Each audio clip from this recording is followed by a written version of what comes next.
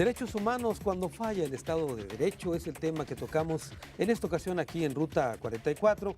Y Fernando Zambrano, que eres coordinador de seguimiento a recomendaciones de la Comisión Estatal de Derechos Humanos, te quité la palabra, pero estábamos en que llega la recomendación con el sujeto y después ¿qué sigue?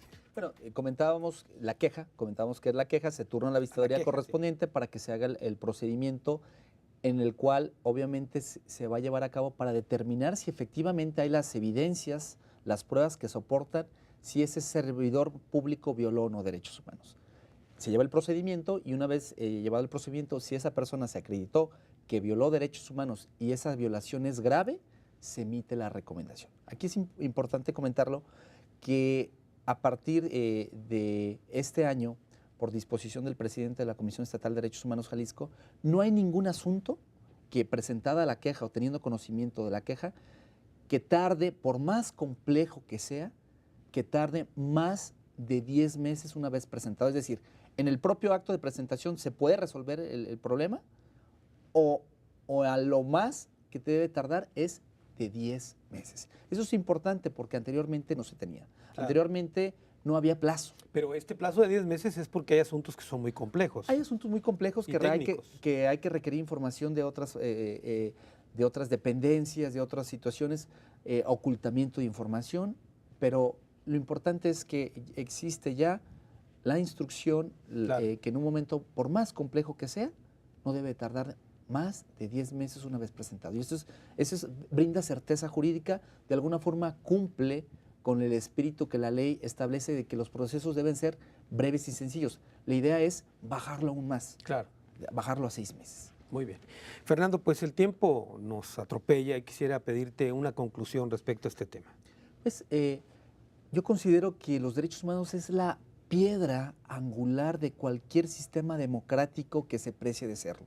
Entonces de ahí la importancia para que la sociedad en general, la sociedad civil organizada, las dependencias públicas, las dependencias académicas, hagamos cada quien en el ámbito de su respectiva competencia un búnker y permeemos en esas políticas públicas que realmente protejan, defiendan los derechos humanos. ¿Cuáles políticas públicas, Fernando? Pues políticas públicas que tienen que ver desde el hecho que se capacite, desde el hecho que esa ley que en un momento dado entró en vigor se cumpla, que sea eficaz y que sea real.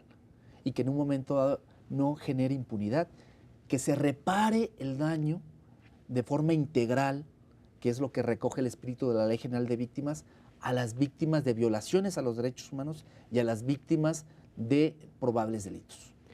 Carlos Peralta, tu conclusión respecto a este tema. Sé que es muy amplio, pero... Sí, bueno, vivimos en un país medio esquizofrénico, con leyes que se hacen para que los derechos humanos sean vigentes, pero en la práctica no se operan, ¿no? Para mí un grave déficit es que no se opera y no se baja al terreno de los concretos muchas de estas leyes. Si lográbamos que las leyes se operaran bien, la de la tortura, si no disfrazáramos la tortura de lesiones, creo que otra cosa cantaríamos en términos de la acción de la seguridad pública. Entonces, pero más allá de eso, la cuestión es cómo le hacemos para que como ciudadanos, como sociedad, junto con el gobierno, logremos que esas leyes aterricen en lo cotidiano y no tengamos leyes buenas por un lado y situaciones o mecanismos o escenarios o estructuras que no funcionan, ¿no? Claro. No nos basta con decir, sí, tenemos una Secretaría de Trabajo y hay jornaleros agrícolas que viven en situaciones de explotación casi esclavista, ¿no? Necesitamos que eso permee, necesitamos hacer que esas leyes realmente lleguen a la base no solo cultural, sino de acción pública de la sociedad junto con el gobierno, ¿no? Y para eso la comisión necesita dientes. Para eso yo creo que la comisión necesita un mecanismo de más fuerza, de más interacción con la sociedad y de más pujanza, ¿no? Yo obviamente creo que la comisión cubre un papel en el país, pero que todavía nos falta mucho por trabajar conjuntamente y a la comisión sí creo que le hace falta fuerza para todavía que podamos avanzar en este ¿Y a sentido. la sociedad? nos hace organización, nos hace falta organización y nos hace falta una mayor interacción. Y más informarnos, ¿no?, respecto También a nuestros derechos. Bueno, pues a la luz de este panel, lo que hemos escuchado de nuestros especialistas es que este tema de los derechos humanos, para empezar, llegó, y qué bueno, para quedarse. No es un asunto que tenga reversa. Hemos hecho un recuento histórico de cómo surgió, de cómo llegaron este tipo de situaciones a México, cómo creó México su propia comisión, también los matices de cómo fue creada también respecto al tema del Tratado de Libre Comercio, etcétera. Pero lo que podemos concluir aquí con las aportaciones de nuestros especialistas es lo siguiente. Me parece que este terreno de los derechos humanos no puede dejarse a una situación discrecional de las autoridades.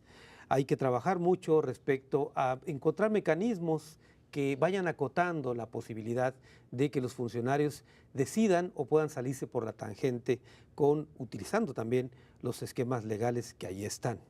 Es importante para ello que la autoridad, dentro de sus atribuciones, marque una línea más firme respecto a la gente que depende de ellos para que se eviten este tipo de abusos. Hemos escuchado también que la tentación de abusar del poder es algo inherente al ser humano y eso difícilmente va a ser desterrado. También dijimos que la Comisión de Derechos Humanos surge a raíz de que el Estado de Derecho falla en México y en otras naciones. Eso tampoco lo podemos compensar.